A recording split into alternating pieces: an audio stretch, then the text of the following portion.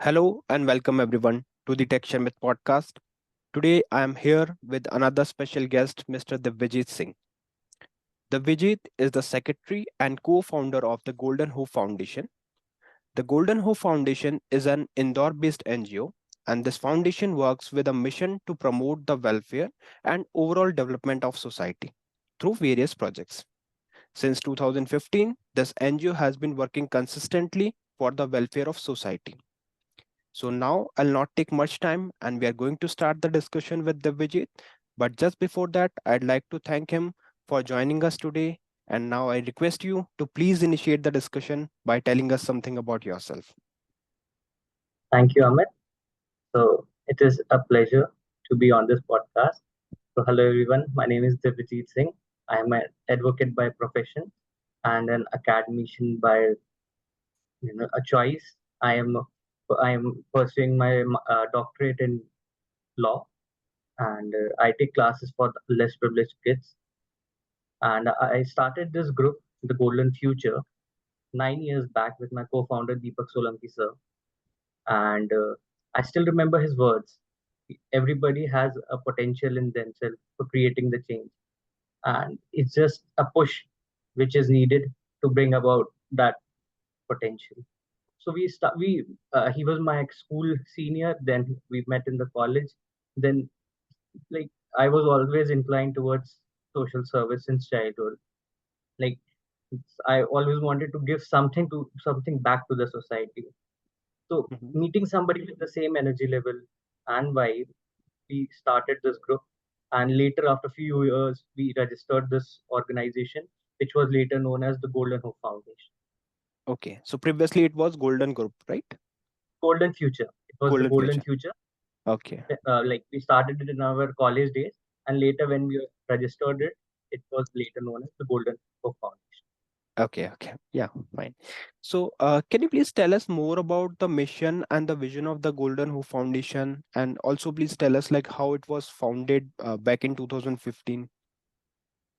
So it was during our college days. Like my senior, he Mm-hmm. had worked on some with some exchange students from abroad on some community service project, and then he had this thought that okay, I'll start something with the name of the Golden Future, and then we like as I shared that when we met uh, in the college days, so we I also had the same vibe and I also wanted to do something the same stream, so we started it.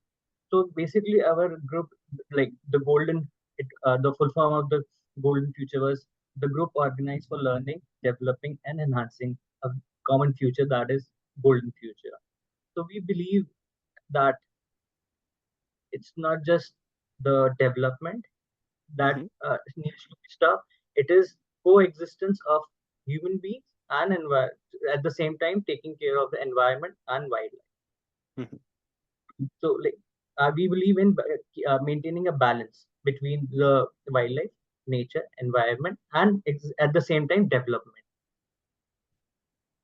Okay. So as you mentioned that by profession you are an advocate, so we can say that not only through this NGO, but as an advocate of High Court of India, you are all professionally like you are also serving for our society. So that's really inspiring and good to see like people like you who are not serving means by profession as well as by your social work, you are also contributing for it. So that's really inspiring. So yeah. Definitely, like what we can do is it's just a bit. I can say that's the best we can do for the society. Right. It's either ways you serve it professionally, personally, through your hobby, anything, but something has to go back to the society. Yes. Like lakhs of children are born every day. How many of them do something for the society when they grow up? Hardly a handful of. That is just our bit that we are doing actually for the society. Yeah. Yes. Okay. So, like as I walked through your social media platforms and your website, so I found that you have worked upon wide range of projects, right? So, how does my question is like, how does this foundation engage with the local communities in order to understand their need? Because accordingly, you are going to tailor your projects, right? So, how you communicate with the society, how you engage with those local persons in order to understand their need? Okay, so there are two ways through which we work. First is like collaborative approach. If Mm-hmm. you or I, as an individual, try to make an impact, that won't be too big because that will be at your individual level, that will be at my individual level. We don't know other needs of different regions. So what we do is we take collaborative approaches, and we collaborate with different organizations, groups, NGOs who are working in their domain, in their region. So might be possible they don't have the resources, but they have the target audience. Might be possible they have the resources, but not the target audience. So we actually act as the bridge to fill that void. So, like if, for example, we work with schools that are run by Indore Police. So if Mm-hmm. they run schools for less privileged children. So maybe if they need something, we just organize some drive like for books drive, clothes drive, and we just provide them their requisite. So that is first approach. Second is we have a team of volunteers, so we actually are in touch with them on regular basis. So if they have some need arising in their region, in their community, in their target audience, we actually fill that through our resources. So these are two ways through which we actually tailor our resources or our programs as per the needs of the target audience. Okay, so my question is like this NGO is located in Indore, right? So you guys are working only from Indore, or there are other branches also across the India? No, so no, we are actually for right now we are actually just working in Madhya Pradesh, but Mhm, not just Indore. We are mhm. working in different districts of Madhya Pradesh. That is Okay, Indore, Devas, Bhopal, and now Betul. And so we have volunteers from different districts of Madhya Pradesh. So if okay, they have some need, they just talk to us. They just send their requisite, and we provide them the necessary resources so they are able to fulfill the needs of their region. So it's not necessary like if we are in Indore, so we cannot provide things in Hoshangabad. Hoshangabad is a district in Indore. So hmm, we haven't confined ourselves to just Indore, but of course to other districts. okay. Okay, so like as you have already as you started it in 2015, so since then like you have worked upon wide range of projects, right? So could you share some of the most impactful projects along with their outcomes? Like, can you please share some memory from that? Yes. So, like, since you have mentioned that, yes, we have worked on hundreds of projects, but two of the most impactful projects which we still work and we still believe that those two projects made an impact were like first, the concept of smart cities was introduced in 2014, where polythene free city, smart city, that concept was initiated. So, but it wasn't that prominent in 2014. So by like 2015, we started and promoting handmade paper bags, Okay. and we distributed in a place called as Chappan. Chappan is a very prominent food joint in Indore. So we started making, promoting. We visited people. We started asking them to use paper bags. So that was a concept we initiated in 2015, and we were in a planning phase that like we can how can we approach a municipal corporation, we can get dustbins installed in our city. And that was the time that when things weren't prominent, but we were still working on that phase. But later on in 2016-17, Indore received the title of the cleanest city in India. Yes. So the our project, which was at a very micro level, was initiated and taken care by the municipal corporation at a wider level. So that was one project that we personally feel that yes, we started working on it, and later it made a really big impact. And second one was we collaborated with different NGOs who were working with Indore Zoo Authority. We have a zoo in Indore, so they were working in with the zoo authority in Indore. So earlier, the enclosures given to the animals were small. The conditions weren't very, favorable. So we collaborated with those NGOs. We organized signature campaigns, petitions, and we were trying to seek help from different organizations to approach the authority so that they can provide ideal living conditions to the zoo animals, spacious enclosures, hygienic conditions. But and so we were actually organizing signature campaigns and everything, as I told you. But Mm-hmm. later, the Central Zoo Authority came with a master plan, and in that master plan, they actually implemented those things by providing ideal conditions to the animals, by giving spacious enclosures, giving. So that was one thing which we were started working at a very micro level, and similarly, all those things which we were planning, we were trying to seek from the authorities. The authorities themselves implemented it. Okay. So those two impacts actually made us believe that yes, working at a smaller level can make a impact at a wider level. Okay, as you mentioned that you are also in touch with the zoo authorities. So, like, what all other things you are doing? Means, we are doing awareness program for that, like, people or So, any other. Yeah, uh, any as other drive you are doing for the zoo authorities? no, like for the Indore Zoo Authority, we are in touch with them. So Mm-hmm. earlier we used to organize talk shows, we used to organize competitions to spread the awareness regarding the need and importance for the conservation of wildlife, Okay. and why they need to be given proper facilities. Okay. Okay. Okay, so the Vijay, while going through your website, I found that there is a quote from your end. So I personally really very like that quote. The quote is, "The world will be saved and remade by the dreamers." So my question is, like, what experience and observation have led you to this belief? So, as I can give you example. Hmm. So, like Dr. APJ Abdul Kalam sir said, you have to dream before your dreams can come true.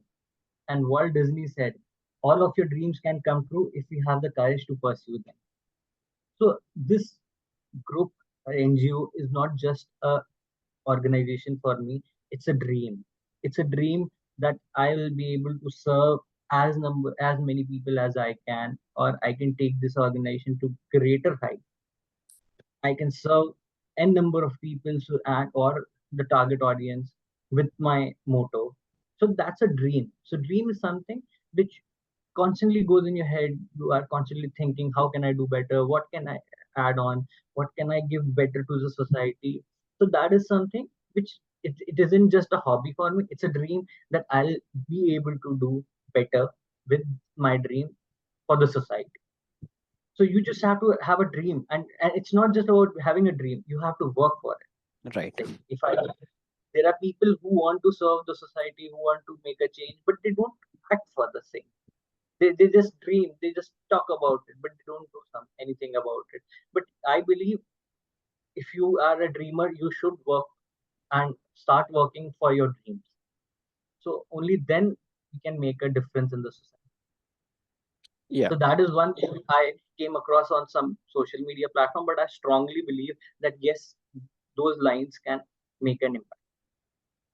Yeah, and I'm also completely agree with this. Like, dreams are not only the enough thing, because you have to take some initiative. Otherwise, like, everyone has their dream to achieve something, but if you are not doing something regularly in order to fulfill your dreams and your to achieve your targets, then I think it is not that feasible.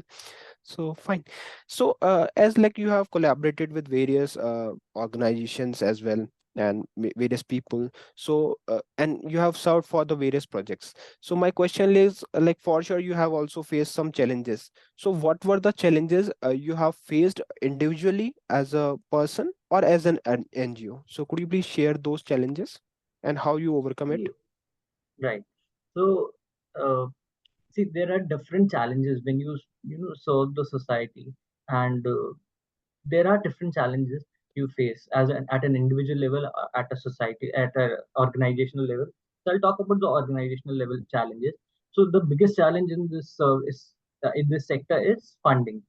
So definitely, there's always a crunch of that thing, because there is not a direct relation between demand and supply. Like if we come across some place where they are in need of something, and we wish to donate it, but at the same time we might not have the funds enough funds to support that idea. Right. And similarly, there are ample of NGOs who are actually misusing the funds of donors. So, in an environment where there is lack of transparency, not all of us do that, but Hmm. yeah, majority of them, they are into some kind of malpractices. So, in an environment where there is a lack of transparency or trust, it is important to you know bring that trust back to uh, back from the people. So that is one of the challenges. But we are fortunate enough to have such wonderful and amazing donors who actually approach us beforehand that okay, so we have this funding. Please let us know how can we help you. So we are actually fortunate on that thing. And second is volunteer acquisition. Like acquisition is might not be the right word, but yes, uh, today in an age of social media, people are actually involved in social service just Right. for the sake of social media. Some good pictures, some good captions, and they are good to go. So that is one thing. Like we actually lack in getting people who are very, I would say, determined, and who have the same passion as we share in this community service thing. They they'll come in one or two events, and they're like, "What are we getting?" So when you are doing some social service, it is not what we are getting. It's just the satisfaction, that feeling that okay, I have done something for somebody. I have made a difference in their life. I have made a difference in the society. That feeling is the actually the reward for doing it. So that is one challenge that we do face, finding like-minded people like us, Right. and at an individual level as well. So when we don't get enough funding, so but the thing has to be done. Like somebody has approached us, okay, we have such and such issue, so out of the pocket expenses we do make. So it's like I personally do it from my pocket money, or I seek help from my friends. So yes, those are additional add-ons. But yeah, actually, like I said, I enjoy those things, so it's totally fine. And managing time, like I have my active practice, and managing time with that for the service is a challenge in itself. So like you are planning on with some activity, and similarly you get a matter, or you get involved somewhere else. So managing at a professional level and personal level is a task. Yeah. Okay. Yeah. So, my question is, for those who are already associated with you, maybe the donors or other person, so they know like how you guys are working, they know your efforts, your outcomes, right? But my question is for those like who are new to like who are newly introduced to your NGO. So how they can trust, means is there any transparency model we are following with this NGO, just to show them like how you guys are working? Yes, we do follow those protocols. We have protocols. Like if somebody is sitting in your state, like Rajasthan, I would say, and they wish to help us out. So it's not in monetary terms that they can always help us out. If you have some kind of uh, I say ability or some kind of talent, like you might be a very good speaker. So we can organize a virtual session for you with the less privileged, so you can give them a good session. If you are good with some skill, so you can help us out with we have some volunteers from Chhattisgarh. So actually last year we organized a virtual summer internship camp where we got interns from different states of India, like Delhi, Chhattisgarh, Dehradun. sorry, Uttarakhand. And so those people approached us virtually. Had a we met them virtually, and it was a good model. Like we promoted them to work in their vicinity. We promoted them to gain knowledge in our field in different topics. Hmm. So yes, we do follow. And as you said, that is there any model? So yes, if you are donating something to somebody, we'll make sure that it goes to the specified person which we have mentioned. Like for the donors which we have on the offline model, so we tell them, like, if you don't want to provide us monetary support, give us the thing. You can donate us the thing. So Okay.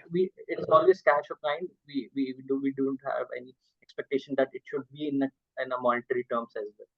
And somebody who is sitting in a different region, different state, so we follow the same protocol for them as well. So we ensure that things which we seek from the donor goes to the like the target audience. Okay. Yeah. So you are saying that donors can reach out to you and they can contribute as they want. Like they can provide resources, they can provide time, talent, and anything. Time talent.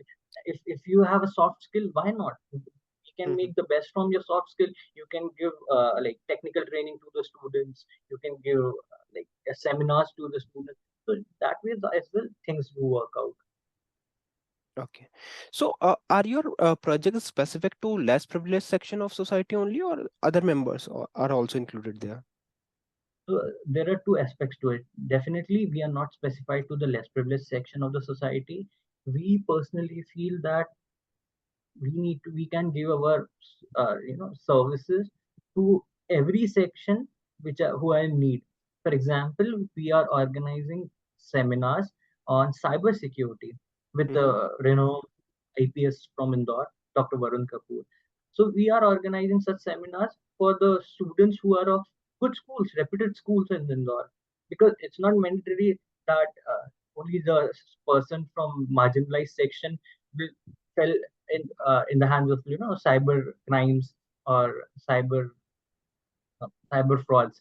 So everybody who are a vulnerable sector of the society, we do serve them. Like may it be children, may it be women. So for the women, we are planning to organize self-defense workshops. So that we'll be doing that in later phase. But it is not just a section, a marginalized section that we are specified. Mm-hmm. So that is first aspect to it. And second is like as I said, like it's not just them. So we don't want to be project specific. Like okay, so these are the people who are just specified to education. So if we see somebody who is in need of health and hygiene, like standards or awareness, so we will stop ourselves. Okay, no, we don't do that. So it's very difficult to confine ourselves to specific things, but it's just that wherever it's a need, the golden hope is there. So we Okay. don't confine ourselves to some specific field. Yeah, like we are here to help, so it doesn't matter for which domain we are helping. So we are ready to help for everything. Yeah, that's a great thing. So, like, what are your thoughts? Like, what you believe? Like, can an individual efforts bring change to our society, or does one need to get associated with any organization to bring such changes in society? So I personally feel, no doubt, individual efforts make a difference. When we started this NGO, we were like some individuals with a like-minded thought process, passion, and for example, if you plant a tree, if you plant a sapling, so that would make a difference. Like you planted five saplings, I planted five saplings, so we'll be happy, we'll be nurturing them. But when we talk about at a society level, it won't leave an impact. So when you get associated to an organization, you not only learn from them, you meet people from like same genre, you meet people, you learn from them, you get a community support. So there are people who want to serve the society, but they don't know how to do that. So if you get associated to any organization, you'll get a direction to your thought process. Okay, I want to do this. How the organization will tell you. So it's up to you. Like, it's totally a individual choice if you wish to get it get associated with some organization or not. No doubt, definitely individual, you can always work at an individual level, but uh, it's advisable to get associated with some or the other organization to channelize your energies, you channelize your thought process. Right, because they know like how to deal with the situation when resources are not available, so they can provide you better guidance. So yeah, okay. And if we talk about specifically for our this the Golden Hope Foundation, so where do you see this NGO maybe from after 5 to 10 years from here? So I personally feel that I will take this NGO at an interstate level. I just don't want to, get it confined to Madhya Pradesh, but I wish to work at an interstate level and know the problems of different regions, different states, and have a team. And so, like they start working in their regions, we can definitely provide them the guidance, inputs, and if God's grace is there, like we can go international as well. But yes, for now, I plan it open different centers, different regional centers in in different parts of India. So Okay, and formalize a proper team. So and those teams can start working, taking up their local level projects and issues, and then yes, it will be good to go. So in okay, that manner, I think we'll be able to serve at a mass level rather than being confined to a specific geographical location. okay. Okay, so like we have various things to discuss here, but just because of the limitation of time, I'm going to ask few more questions, few last questions. So although like you have touched this point, like how someone can help NGO or how they can contribute. So my question is like, how can we become a part of this NGO? Like if we want to do something specifically from this foundation, maybe for the people of Madhya Pradesh. So how they can reach out to you, how they can be a part of this NGO. See, like for if somebody is talking about serving the people of Madhya Pradesh, that will be very difficult for them to Hmm. come here and serve for some project. But yes, there they can definitely take up projects that are viable in their local region, their surrounding. So for last year, what we did was we organized a summer internship program. So there were two phases of it. First phase was that and we used to give them hot topics which current on different current issues. So they used to write articles, design posters, social media posters, and which used to, that process used to help them out in knowing those issues, to do some research and get to know about those issues. So that was first part of it. Like you just research on different hot topics, current topics. So the second part of the internship program was to identify a problem and work in in your own vicinity. Like it was meant to be part of the internship program. So you can take up projects in your vicinity, in your surrounding, and yes, we were ready to help them out. We were ready to guide them out with our experience and inputs. So through that summer internship program, so at the end, the intern used to get the certificate. So and they used to enhance their learning knowledge. So we were fortunate enough to get good enthusiastic volunteers from different cities like Delhi, Dehradun, or Chhattisgarh, Raipur, as I earlier mentioned. So Hmm. that is one way that people can get associated to our virtual internship programs. And second is definitely like people are more than welcome uh, to visit Indore, and we'll be helping them or like getting them engaged in some kind of community service programs for a shorter period of span of time. Okay, okay, yeah. So fine. And my last question is related to your professional career. Like you are also practicing as an advocate for the High Court of India. So how you are High Court of managing your Madhya Pradesh, High Court of Madhya Pradesh, just to Madhya correct. Pradesh? Yeah, High Court of Madhya Pradesh. So how you are managing it, like your social work along with your professional work?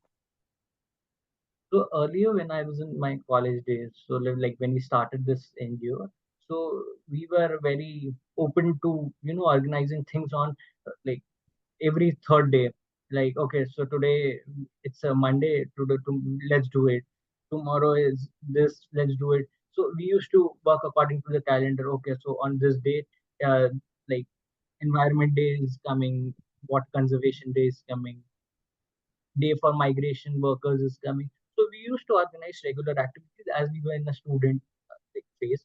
But like now, since we are working, so we mostly organize our activities on weekends. So when there are weekends and people are very happy, okay, we'll be relaxing, we'll have a nice time. Like it was a very hectic weekend. We are the ones who are working on the weekends.